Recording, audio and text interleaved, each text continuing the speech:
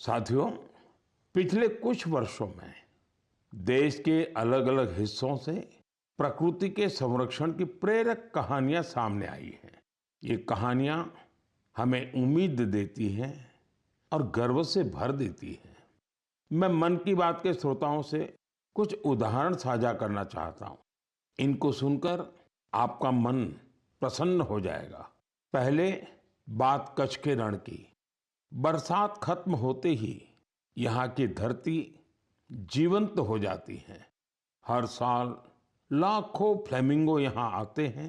पूरा इलाका गुलाबी रंग से रंग जाता है, इसलिए इसे फ्लेमिंगो सिटी कहा जाता है। ये पक्षी यहीं घोंसले बनाते हैं और अपने बच्चों को बड़ा करते हैं। कच्छ के लोग इन्हें लाखाजी के बाराती कहते हैं।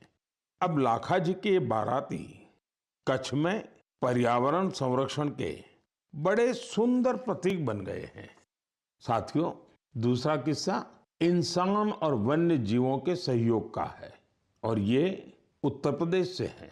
यहाँ के तराई इलाकों में फसल के समय हाथियों के झुंड गांवों की ओर आते हैं। इससे टकराव की आशंका बढ़ती है, लेकिन अब यूपी में भी गज मित्र जैसे प्रयास शुरू हुए हैं। गांव के लोग ही टीम बनाकर हाथियों पर नजर रखते हैं। वे समय रहते लोगों को सतर्क करते हैं। इससे टकराव कम हो रहा है और लोगों में भरोसा बढ़ रहा है।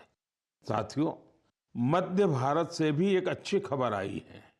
छत्तीसगढ़ में ब्लैक बक यानी काले हिरण फिर से दिखाई देने लगे हैं।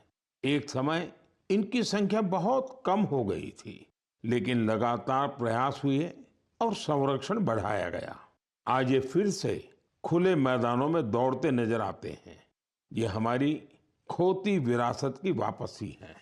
ऐसे ही उम्मीद ग्रेट इंडियन बस्टर्ड यानी गोडावण के संरक्षण में भी दिख रही है। ये पक्षी हमारे रेगिस्तानी इलाकों की पहचान हुआ करती थी, लेकिन एक समय इसकी संख्या बहुत कम रह गई थी। हालत ये थी कि ये पक्षी लुप्त होने की कगार पर पहुंच गई थी, लेकिन अब इसके संरक्षण के लिए बड़ा अभियान चल रहा है। वैज्ञानिक तरीके अपनाए जा रहे हैं, प्रजनन केंद्र बनाए गए हैं और अब नए जीवन की शुरुआत दिखाई दे रही है।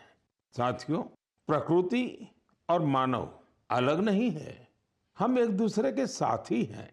जब हम प्रकृति को समझते हैं, उसका सम्मान करते हैं और उसके साथ मिलकर चलते हैं, तो बदलाव साफ दिखाई देता है। आज यही बदलाव देश के कोने कोने से नई उम्मीद बनकर सामने आ रहा है।